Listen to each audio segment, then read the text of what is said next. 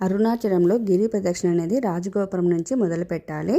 మొదటగా రాజగోపురానికి వెళ్ళేసి అక్కడ దీపాలు వెలిగించేసి కొబ్బరికాయ కొట్టి దేవుడికి దండం పెట్టుకున్న తర్వాత రాజగోపురం నుంచి ఎడమ వైపు గిరి ప్రదక్షిణ అనేది స్టార్ట్ చేయాలి. ఈ గిరి ప్రదక్షిణ మొత్తం 14 కిలోమీటర్లు ఉంటుందన్నమాట.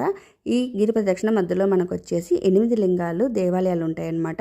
8 లింగాల దగ్గర మనము ప్రతి చోట ఆగి ఆటోలో వెళ్ళినా కానీ కాలినడకతో వెళ్ళినా కానీ అక్కడ వచ్చేసి దండం పెట్టుకొని కొబ్బరికాయ కొట్టాలంటే కొబ్బరికాయ కొట్టచ్చు. మీరు ఇంటి దగ్గర నుంచే దీపాలు తీసుకెళ్తే ఇంకా మంచిది. అక్కడికి వెళ్ళి నెయ్యి కొనుక్కుంటే బాగుంటుంది. ఎందుకంటే అక్కడ నెయ్యి దీపాలు అన్నారు కానీ నెయ్యి అనేది అనిపించలేదు నాకైతే కన్నా. అలాగే కొంచెం కాస్ట్ కూడా ఎక్కువ అనిపించింది. అన్ని లింగాల దగ్గర దీపాలు వెలిగించాలి అన్నప్పుడు కాస్ట్ ఎక్కువ అవుతుంది కదా, అందుకని చెప్తున్నాను.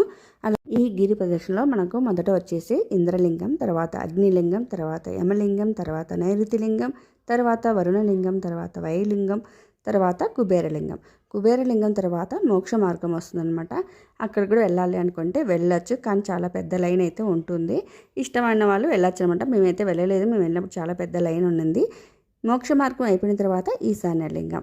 ఈ 8 లింగాల దగ్గర దండం పెట్టుకున్న తర్వాత మళ్ళీ మనం రాజగోపురానికి వెళ్ళేసి రాజగోపురం దగ్గర దండం పెట్టుకొని తర్వాత రూమ్కి వెళ్ళాలన్నమాట.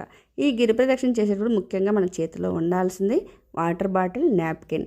అలాగే గిరి ప్రదక్షిణ అనేది ఎర్లీ మార్నింగ్ కానీ 3-4కి కానీ లేదంటే ఈవినింగ్ 6కి కానీ లేదంటే నైట్ టైంలో కానీ స్టార్ట్ చేసుకుంటే మంచిది. ఎందుకంటే దేవుడి మీద భక్తితో గిరి ప్రదక్షిణ చేయాలి అంటే కన్నా 14 కిలోమీటర్లు కాబట్టి ప్రశాంతంగా చేసుకోవాలి అనుకుంటే కన్నా ఆ టైంలో అయితే ఎండ తగలకుండా ఎటువంటి డిస్టర్బెన్స్ లేకుండా దేవుడి మీద భక్తితోటి ఓం అరుణాచలేశ్వరాయ నమః అనుకుంటూ గిరి ప్రదక్షిణ అనేది చక్కగా చేయొచ్చు అనమాట. అందుకని ఆ టైం అయితే చాలా మంచిది అని చెప్తున్నాను.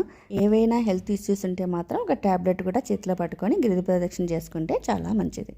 ఎందుకంటే గిరి ప్రదక్షిణ మీరు కాలినడక నడిస్తే కన్నా నడిచేదాన్ని బట్టి 4 to 7 అవర్స్ అయితే ఖచ్చితంగా టైం పడుతుంది.